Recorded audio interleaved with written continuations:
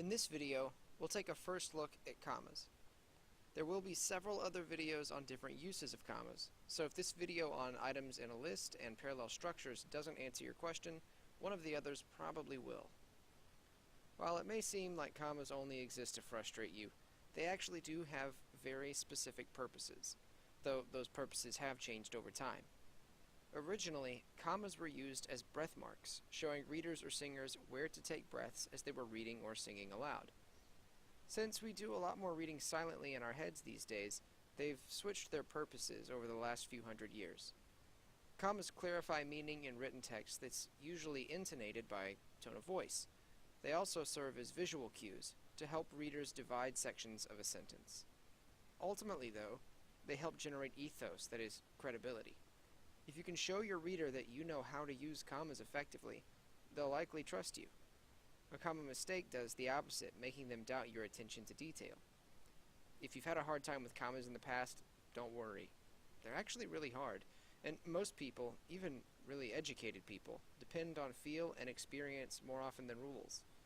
A mixture of both is okay, but we're going to talk about some of the specific rules to clear up some common mistakes.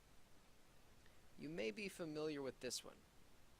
When you have 3 or more items in a list, you separate them with commas. There is a bit of controversy over this, though.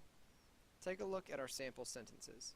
In the first, you can see that there is a comma after run down, but there isn't one in the second sentence. The argument is that the and serves as a separator, so you don't need the comma. Not using the comma before the and is standard for AP style, and you'll see it in most newspapers and magazines published in the United States.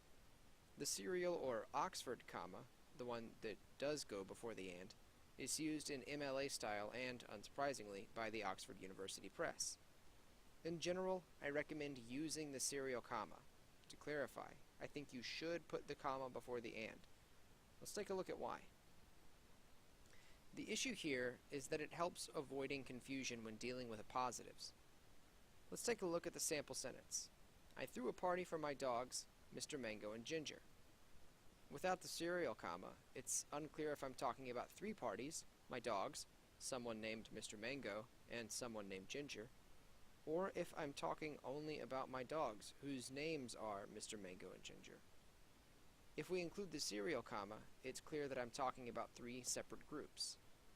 Better than that, though, honestly, is just rearranging the sentence to avoid confusion.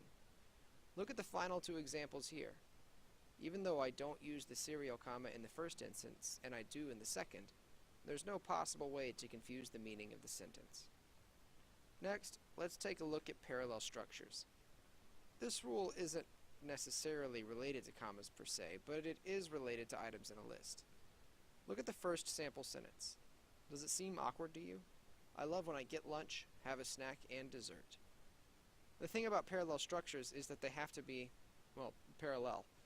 The first part of the sentence applies equally to all of the items in the list. So, in this example, I'm essentially saying that I love when I get food, I love when I have a snack, and I love when I dessert. That doesn't make sense. So I have to revise my list so that all of my items are grammatically similar. I love when I get lunch, have a snack, and eat dessert. It isn't a sentence that leads to good health, but it does at least make sense now. Now that you've seen that example, take a look at these 3 sample sentences. All of them have errors in parallelism. Pause the video here and fix the errors on your own. Thanks for watching, and check out the other videos on commas once you've mastered the serial comma, items in a list, and parallel structure.